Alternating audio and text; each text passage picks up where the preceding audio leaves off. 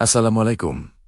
Selamat datang di sudut malam kita. Aku selalu percaya, rumah ini terlalu sunyi untuk ditinggali berdua. Maya sering berkata, keheningan itu menenangkan. Tapi bagiku, keheningan justru seperti pintu terbuka bagi sesuatu yang tidak seharusnya masuk. Sejak buku tua itu muncul di ruang kerjaku, aku merasa ada yang ikut duduk di balik bahuku setiap kali malam mengendap. Buku itu tidak pernah kupesan, tidak ada nama pengirim. Hanya terbungkus kertas coklat yang sudah kusam, seolah menunggu untuk ditemukan. Saat pertama kali kubuka, halaman-halamannya dipenuhi tulisan tangan yang tidak rapi, seperti dicoret seseorang yang sedang tergesa-gesa. Aku tak tahu kenapa, tapi dadaku terasa berat saat membacanya. Ada bisikan kecil dalam hatiku yang berkata bahwa buku itu membuka kesempatan untuk membalaskan semua yang kutelan dalam diam sejak Laras pergi meninggalkanku, dengan luka yang sulit kusebutkan tanpa getir. Entah sejak kapan, obsesi itu berubah menjadi kebutuhan. Rasanya aku harus mencoba apapun agar dendam itu menemukan jalannya keluar. Setiap malam, setelah Maya tidur, aku duduk di depan meja, membuka halaman demi halaman. Disinilah monologku selalu dimulai. Apakah aku sedang mencari jawaban atau sedang menciptakan masalah baru untuk diriku sendiri? Maya sebenarnya mulai mencurigai perubahan tingkahku. Malam tadi, ia berdiri di ambang pintu dan menatapku lama, seperti hendak memastikan aku masih orang yang sama. Arga, kamu bicara sendiri lagi? Tanyanya dengan nada pelan. Aku tersentak. Tidak sadar mulutku bergerak, menggumamkan kalimat yang bahkan tidak ku ketahui artinya. Tidak, Mei. Itu cuma suara angin. Padahal tidak ada angin yang berhembus di ruangan itu. Udara bahkan terasa terlalu diam untuk memberi alasan. Sejak malam itu, ruang kerja ini tidak pernah benar-benar sepi. Ada rasa diperhatikan dari sudut-sudut yang tidak terjangkau lampu meja. Aku berusaha mengusir pikiran itu. Tapi setiap kali aku membuka halaman tertentu, tulisan-tulisan itu tampak lebih jelas dibanding sebelumnya. Seolah buku itu mencoba bicara. Seolah buku itu mengarahkan tanganku untuk menelusuri garis-garis nia. Kadang aku bertanya, apa yang sebenarnya ku cari? Keadilan, pembuktian, atau sekadar pembenaran bagi rasa marah yang tak pernah benar-benar padam? Aku tidak pernah mengakui hal ini pada Maya. Tapi sebenarnya, aku takut pada pikiranku sendiri. Takut bahwa aku mulai menikmati sotsat ketika seluruh rumah tidur dan hanya aku yang terjaga, duduk bersama sesuatu yang belum tentu manusia. Malam ini, ketika jemariku menyentuh halaman yang mulai menghitam di tepinya, aku mendengar sesuatu. Bukan suara, bukan pula bisikan, lebih seperti getaran kecil di udara, menyentuh kulitku dengan lembut namun tegas, seolah berkata, lanjutkan. Dan aku, entah karena apa, menuruti perintah yang bahkan tidak jelas sumbernya.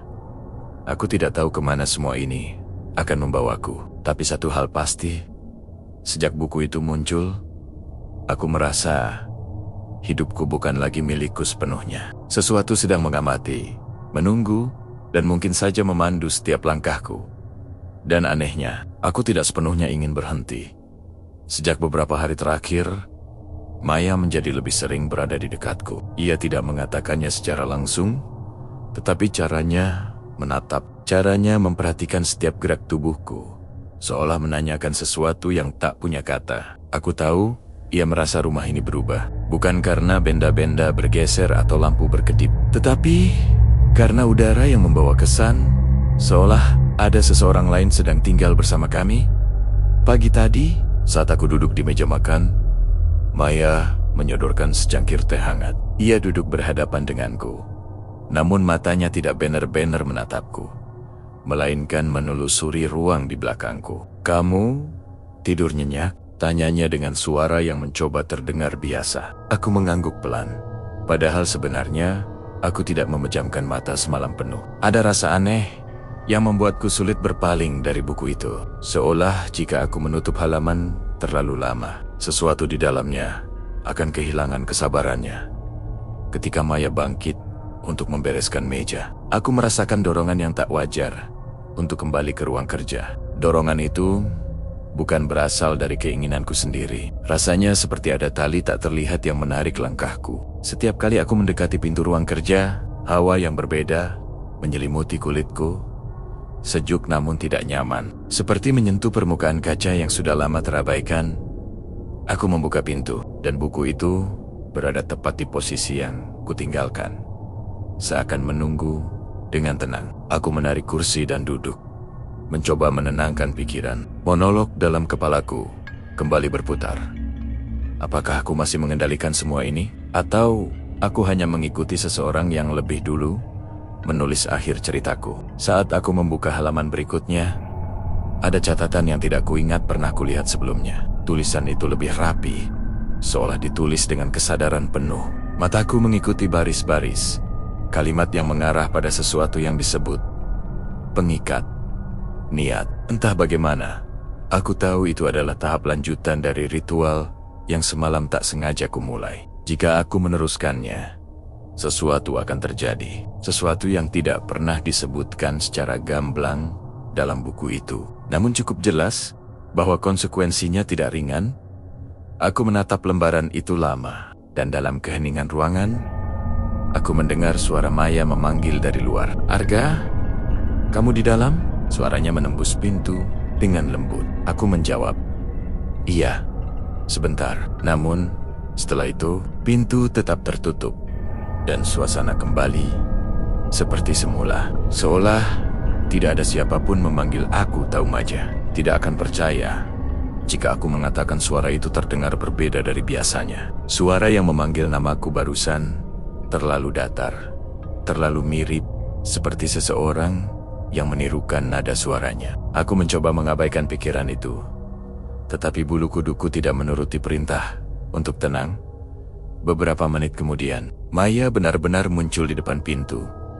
Kali ini dengan langkah nyata dan suara yang lebih hangat. "Arga, aku mau keluar sebentar. Kamu butuh sesuatu?" Tanjannya. Aku memalingkan wajah dari buku, mencoba terlihat biasa. "Tidak, Mei. Hati-hati ya," jawabku. Setelah pintu rumah tertutup, keheningan kembali menyelimuti ruangan. Dan kali ini, keheningannya terasa seperti tatapan yang menunggu reaksiku. Aku kembali menatap halaman itu, dan satu kalimat yang tertulis di tengah banner-banner membuat dadaku menegang. Untuk mengikat niat, seseorang harus membersihkan pikiran dari keraguan. Keraguan. Kata itu menempel di kepalaku lebih kuat daripada seharusnya. Seolah ada suara halus di dalam diriku yang berbisik, memintaku untuk melepas semua penolakan, membiarkan dendam yang telah lama kupendam mendapatkan tempatnya. Aku tidak tahu apakah aku sedang membiarkan diriku dituntun, atau aku sebenarnya ingin dituntun. Namun, satu hal semakin jelas bagiku. Sejak buku itu datang, batas antara pikiranku dan bisikan yang mengikuti semakin sulit kutentukan. Rumah ini terasa seperti ruang yang mengawasi setiap gerakanku, dan aku mulai memahami bahwa perjalanan ini baru saja dimulai. Seharian ini aku mencoba mengalihkan pikiranku dari buku itu. Aku membersihkan halaman depan rumah, menyapu teras, bahkan merapikan lemari yang sudah lama tak tersentuh. Semua kulakukan dengan harapan rasa tertarikku pada buku itu memudar. Namun, semakin aku berusaha menjauh, ada rasa yang justru tumbuh seperti tarikan halus yang menempel di belakang kepalaku. Seolah sesuatu menungguku kembali duduk di depan meja itu. Menjelang sore, Maya pulang sambil membawa beberapa kantong belanja. Aku membantu membawanya ke dapur. Ia tersenyum kecil, tetapi senyuman itu tidak mencapai matanya. Ada keraguan yang bersembunyi di sana. Sesuatu yang belum ia utarakan. Aku merasa ia sebenarnya sedang mengumpulkan keberanian untuk bertanya. Akhirnya, saat kami merapikan barang-barang, Maya berkata, "Pelan, akhir-akhir ini kamu sering terlihat jauh. Gak aku merasa kamu entah di mana." Kata-katanya membuatku terdiam. Aku ingin menjawab dengan jujur. Ingin mengatakan bahwa ada sesuatu di rumah ini yang berubah sejak buku itu datang. Namun, bibirku seperti menutup diri, menolak membiarkan suara keluar. Sebagai gantinya, aku hanya berkata, "Aku cuma lagi banyak pikiran. Mei, tidak usah khawatir." Padahal, kekhawatiran adalah satu-satunya hal yang seharusnya kami bagi saat ini. Maya mengangguk walau jelas ia tidak sepenuhnya percaya. Setelah itu, ia masuk kamar, mungkin berharap aku menyusul. Namun langkah kakiku justru membawaku ke arah berlawanan. Pintu ruang kerja itu seperti menantikan sentuhan tanganku. Dan ketika aku dorong perlahan, aroma kertas tua langsung menyergap. Buku itu berada tepat di tengah meja, terbuka pada halaman yang sama seperti pagi tadi. Aku yakin aku menutupnya sebelum keluar rumah. Aku yakin, tapi benda itu seolah memiliki caranya sendiri untuk memastikan aku tidak pernah terlalu lama menjauh. Aku duduk, menarik napas panjang, dan mencoba membaca ulang. Tulisan mengenai pengikat niat kini terlihat berbeda. Tadi pagi kalimatnya tampak memudar, namun sekarang jauh lebih tegas. Seolah baru ditulis, ada bagian baru di bawahnya yang tidak pernah kulihat. Ketika pikiran terfokus, bayangan akan menunjukkan arah. Aku memandang sekitar ruangan. Bayangan, arah, kata-kata itu seperti teka-teki yang menantang. Aku memiringkan kepala, memperhatikan bayanganku sendiri di lantai yang terkena cahaya sore. Tidak ada yang janggal, sampai aku menyadari satu hal yang membuat dadaku mengencang. Bayanganku tampak lebih tegak daripada posisiku saat itu. Seolah ia berdiri lebih lurus, lebih tinggi, dan tidak sepenuhnya meniru gerakanku. Aku membeku. Selama beberapa detik, aku mencoba membantah apa yang kulihat. Mungkin cahaya berubah, mungkin mataku lelah. Namun ketika aku mengangkat tangan kanan, bayanganku menyusul dengan gerakan sedikit terlambat. Terlalu terlambat untuk disebut pantulan sempurna. Aku ingin berdiri, ingin menjauh dari meja itu. Tetapi halaman buku bergerak seolah tertiup angin yang tidak ada. Sebuah kalimat muncul di bagian bawah. Niat yang goyah menciptakan jarak antara diri dan bayangan. Aku membaca ulang perlahan, merasa dadaku menegang. Apakah ini berarti bayangan itu muncul karena keraguanku, atau karena aku justru terlalu dekat dengan apapun yang dibawa buku ini? Saat aku masih terpaku, Maya mengetuk pintu. "Arga, kamu sudah makan?" Suaranya lembut, nyata, dan membuatku kembali ke dunia yang lebih masuk akal. Aku menjawab singkat, "Belum, Mei." Menyusul. Benar ketika langkahnya menjauh, aku menunduk lagi. Bayanganku kini kembali normal. Tidak ada keanehan. Tidak ada keterlambatan, hanya siluet biasa. Rasanya seperti seseorang yang tadi berdiri bersamaku telah memilih menyingkir.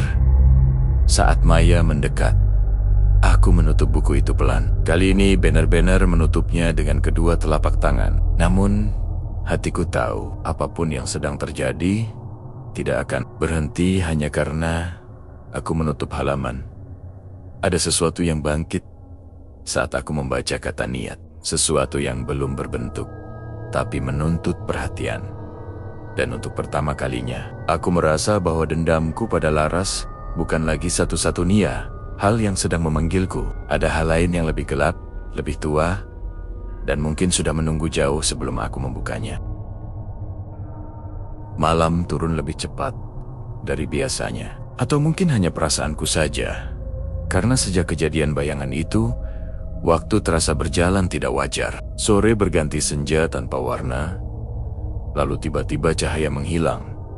Seolah ada tangan tak terlihat yang mematikannya begitu saja. Maya sudah beristirahat lebih awal.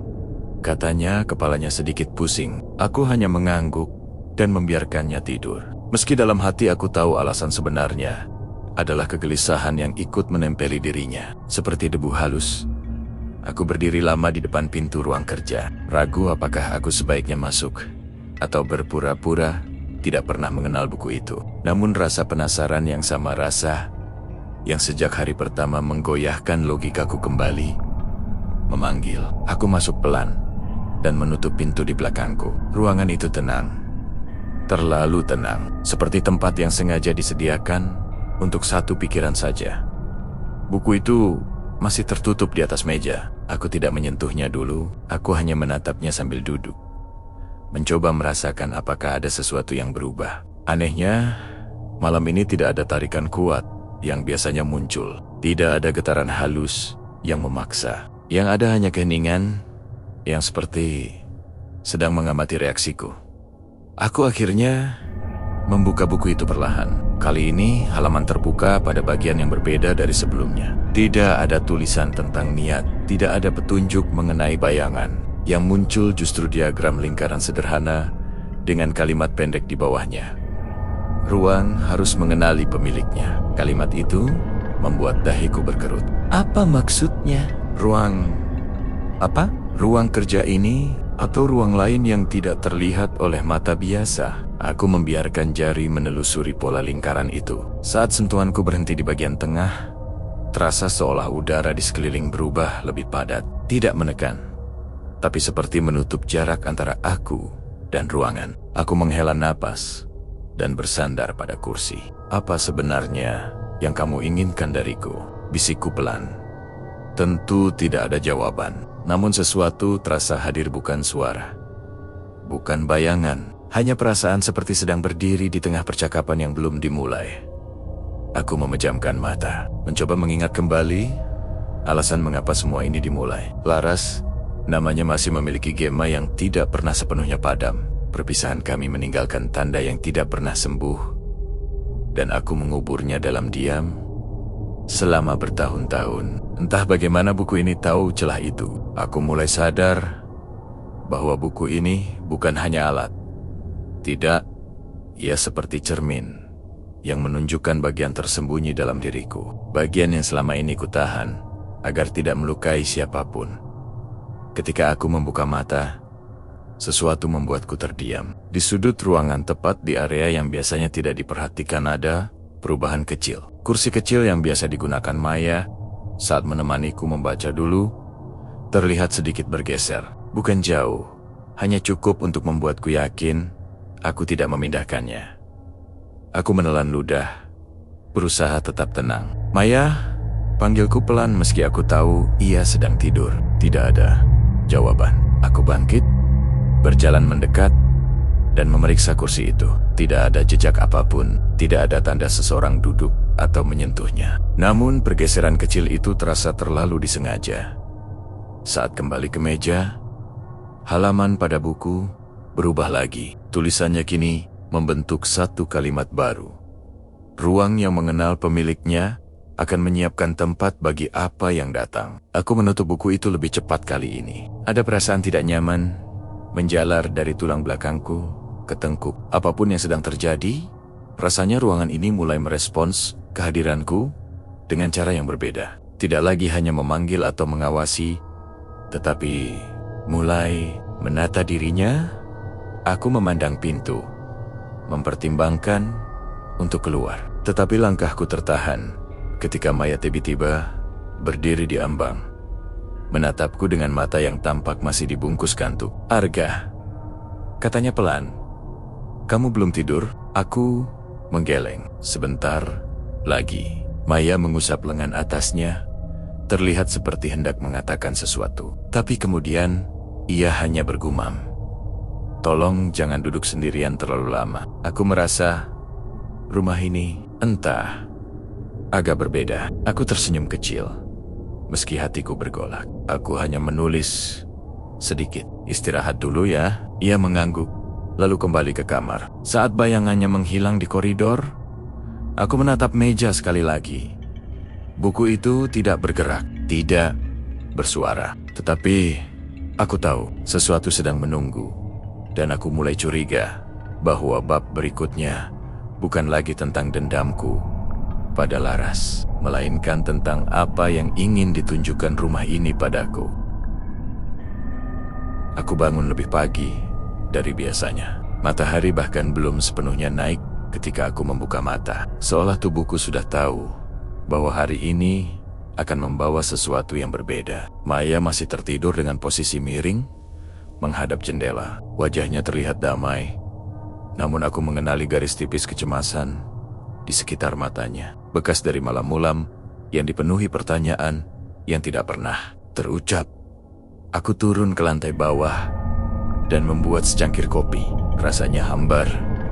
Atau mungkin mulutku yang terlalu dipenuhi rasa gelisah untuk merasakan apapun. Ruang kerja menunggu di ujung koridor, dan aku bisa merasakan tarikan halus yang kini sudah menjadi bagian dari rutinitas. Ada rasa ingin tahu yang semakin sulit kupahami, bukan tentang buku itu saja, tapi tentang rumah ini, tentang cara dinding-dindingnya, seperti mulai memantulkan suasana hatiku sendiri.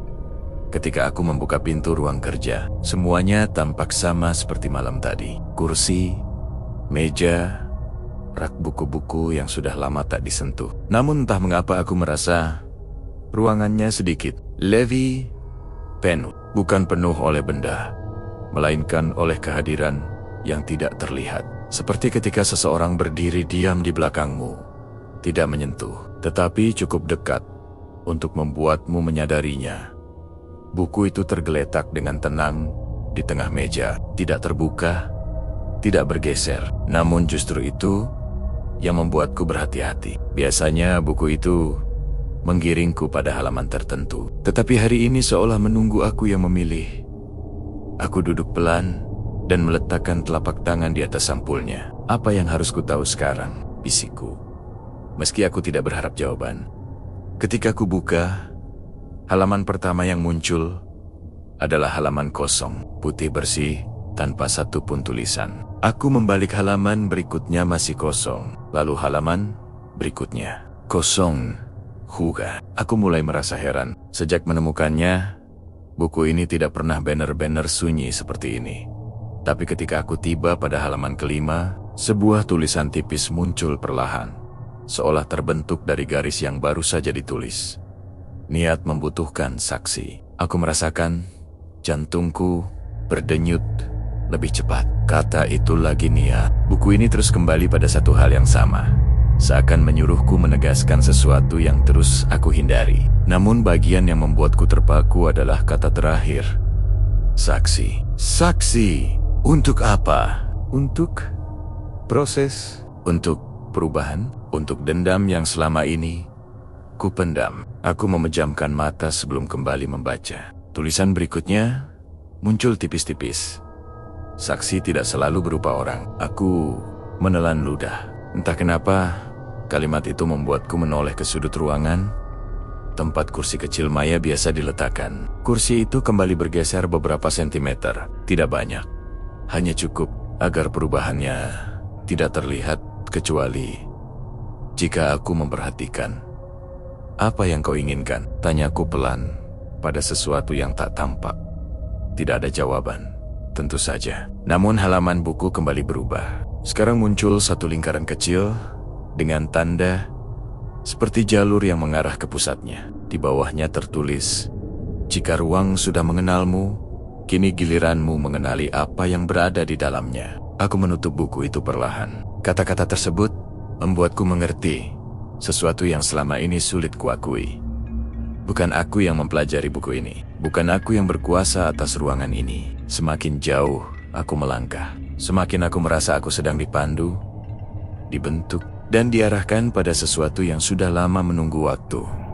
Langkah pelan terdengar dari arah koridor. Lalu Maya muncul di ambang pintu dengan rambut yang belum sepenuhnya rapi. Kamu sudah bangun dari tadi? Tanyanya sambil tersenyum sopan. Aku mengangguk. Iya, cuma membaca sedikit. Maya melirik ruangan itu seperti seseorang yang masuk ke tempat yang tidak banner-banner. Ya pahami. Arga, tadi malam aku merasa mimpi aneh. Seperti ada seseorang yang berdiri di sudut kamar. Aku menahan napas. Seseorang? Maya mengangguk lagi. Kali ini lebih pelan. Aku tidak melihat siapapun, tapi aku merasa sedang diperhatikan. Ia memijit pelipisnya. Mungkin aku cuma lelah. Aku menatapnya lama. Ingin mengatakan sesuatu. Ingin menjelaskan. Namun kenyataan bahwa aku sendiri belum memahami apa yang terjadi membuat kata-kata itu tidak menemukan bentuknya. Maya kemudian berbalik. Aku buatkan sarapan ya? katanya sambil melangkah pergi. Setelah ia menghilang di belokan koridor, aku kembali memandang meja. Buku itu kini tetap tertutup, tapi kata-kata di dalamnya masih menggaung di pikiranku. Niat membutuhkan saksi, dan tiba-tiba aku sadar. Mungkin rumah ini bukan sekadar tempat tinggal. Mungkin rumah ini sedang menunggu sesuatu untuk dimulai. Siang hari terasa lebih panjang dari biasanya. Matahari seolah menggantung di udara tanpa niat bergerak. Aku duduk di ruang tamu, mencoba membaca koran, tetapi mataku tidak benar-benar mengikuti huruf-huruf di hadapanku. Pikiranku terus kembali pada satu hal. Saksi, kata itu terus menggema dalam pikiranku, seolah menjadi petunjuk yang tertinggal untuk sengaja kutemukan. Jika saksi tidak harus berupa orang, lantas apa? Rumah ini? Rang Kerja. Bayangan yang sempat bergerak sendiri, atau sesuatu yang selama ini mengintai dari tempat yang tidak bisa kusentuh. Maya sedang merapikan dapur. Suaranya sayap-sayap terdengar dari balik pintu. Suara itu membuat rumah terasa lebih normal. Namun, justru dalam normalitas itulah aku merasakan ketidakwajaran yang lebih nyata. Maya sibuk dengan piring dan gelas, tetapi pikiranku bekerja sendiri, merangkai petunjuk dari setiap halaman buku yang kubaca.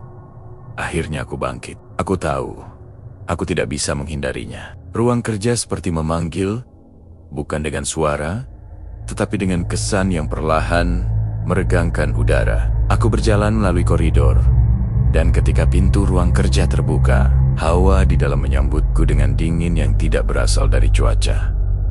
Buku itu berada di tempat yang sama, di tengga meja, tertutup, tenang.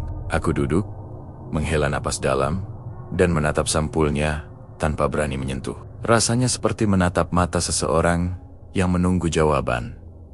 Aku sudah di sini, bisikku akhirnya. Apalagi yang harus ku tahu? Seolah menanggapi, halaman buku bergerak sedikit. Meski jendela tertutup rapat dan tidak ada angin, aku membuka perlahan. Halaman yang muncul kali ini tidak berisi tulisan panjang, hanya satu kalimat pendek, seperti pesan yang ditinggalkan seseorang dengan keyakinan bahwa aku pasti membacanya. Rumah tidak memilih tanpa alasan. Aku membaca kalimat itu berulang kali. Rumah tidak memilih tanpa alasan. Kalimat itu menimbulkan pertanyaan yang belum pernah terpikir sebelumnya. Apakah rumah ini yang membawa buku itu padaku? Atau sesuatu yang tinggal di rumah ini yang membawanya? Ketika aku merenung, mataku menangkap sesuatu di kaca jendela. Bukan bayangan, bukan gerakan, tetapi pantulan cahaya yang tidak seharusnya ada di sudut ruangan. Cahaya itu samar, seperti garis tipis yang menghubungkan aku dengan kursi kecil itu lagi. Kursi Maya. Sekarang posisinya berubah jauh lebih jelas. Tidak lagi hanya bergeser beberapa sentimeter. Kursi itu menghadap meja, menghadap buku, menghadapku, seolah seseorang baru saja duduk di sana atau bersiap duduk. Aku merasakan tengkukku mengencang. Siapapun kau, kataku pelan. Aku tidak ingin melibatkan Maya. Jangan arahkan apapun padanya. Tentu saja tidak ada jawaban. Hanya halaman buku yang perlahan menampilkan baris baru. Saksi hadir karena niat tidak boleh berdiri sendirian. Dadaku terasa berat. Dalam satu kalimat itu saja, aku sudah mengerti sesuatu yang selama ini ku coba hindari. Buku ini tidak hanya mengungkap dendamku pada Laras. Buku ini mengungkap bahwa dendam itu tidak bisa berdiri sendiri. Bahwa ada harga yang menuntut bayaran. Aku menutup mata, mencoba mengusir rasa takut yang mulai merayap. Bukan takut pada apapun yang mungkin muncul, tetapi takut bahwa aku mulai memahami logika buku itu. Bahwa sebagian diriku mulai menerima. Ketukan lembut di pintu membuatku tersadar. Maya mengintip dengan ekspresi cemas. "Gah, kamu tidak apa-apa?" tanyanya pelan. Aku menegakkan tubuh. Aku, back, hanya sedang berpikir. Maya masuk sedikit. Tidak berani mendekat ke meja. Aku, entahlah, dari tadi rasanya seperti ada yang memperhatikan. Kamu juga merasa begitu? Aku menatapnya lama. Ya, jawabku jujur. Aku juga merasakannya. Ia menggigit bibir bawahnya, lalu bertanya, "Arga, apa? Rumah ini sedang berubah." Pertanyaan itu sederhana, tapi rasanya menusuk. Karena apapun yang selama ini terjadi, Maya kini mulai ikut berada di dalam lingkarannya. Aku tidak ingin ia terlibat. Aku tidak ingin saksi itu menjadi dirinya. Maya, ucapku pelan. Kalau nanti aku minta kamu untuk keluar rumah sebentar, kamu mau? Mau? Ia menatapku bingung. Kenapa? Kenapa? Aku menggeleng kecil. Hanya berjaga. Maya tidak menanyakan apapun lagi. Ia hanya mengangguk. Meski kebingungan terlihat jelas di wajahnya. Setelah ia kembali keluar ruangan, aku menghembuskan napas panjang dan menatap buku itu lagi. Halaman kini kosong. Tetapi aku tahu satu hal. Apapun yang menuntun langkahku hingga titik ini, kini tidak hanya mengikutiku. Ia mulai memperhatikan Maya, dan aku belum menemukan cara untuk menghentikannya.